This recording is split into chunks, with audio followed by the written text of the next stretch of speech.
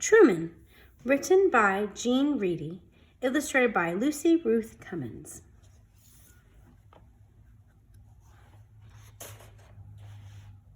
Truman was small, the size of a small donut, and every bit as sweet.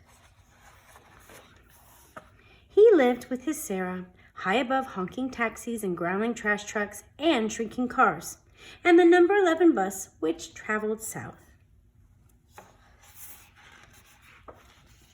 Truman never honked or growled or shrieked at anything or anybody. He was peaceful and pensive, just like his Sarah.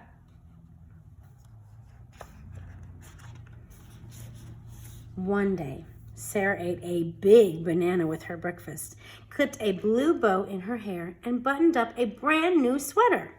She strapped on a backpack so big, 32 small tortoises could ride along in it, but 0 tortoises did.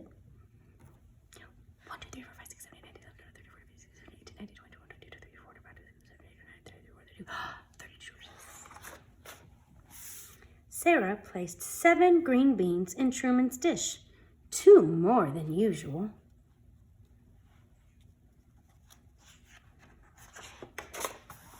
She kissed her finger and touched it to his shell and whispered, "Be brave." Then she left. Not to worry, she left before, and she'd always returned, but this time the backpack was particularly big, and Sarah looked particularly pensive, and that banana, and that bow, and let's not forget about the 2 extra green beans. That's when Truman saw something he'd never seen before. Sarah boarding the number 11 bus going south. The bus roared away.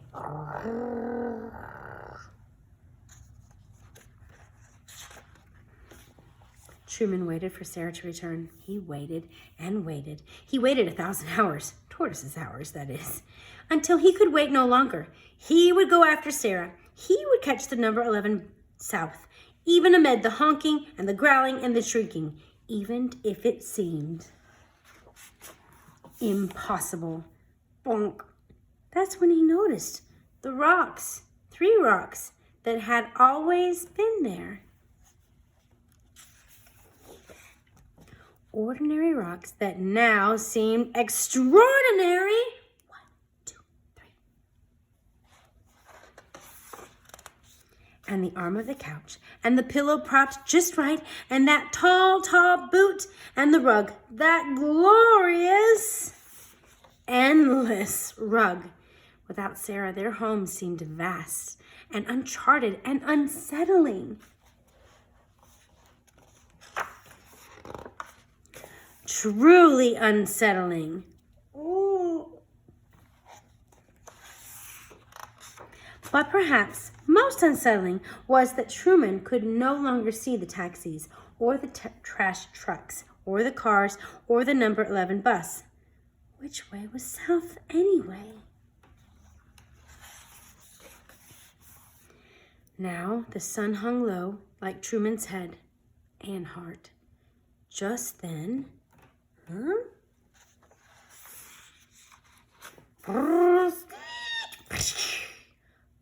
up floors and under doors, Truman heard it. A bus! It was time to catch the number 11 bus. Amid the honking and the growling and the shrieking, yet standing there in the ray of light, Truman felt peaceful and pensive and brave. I can do it.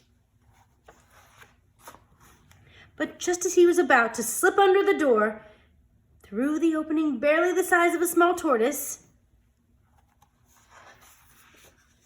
Sarah! She spotted him, shining like the sun. "Truman!" she cried. She scooped him up and said things like, "Oh my goodness," and "you," and "how did you ever," and "amazing."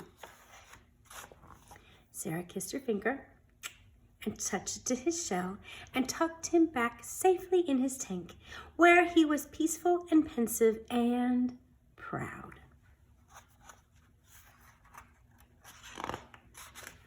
And later, just before bedtime, she read him a story. Now, Truman knew that one day soon he and his Sarah might travel south to see new sights and hear new sounds and think new thoughts. Show and tell. This is Truman. He is my tortoise, and I love him. Together. The end.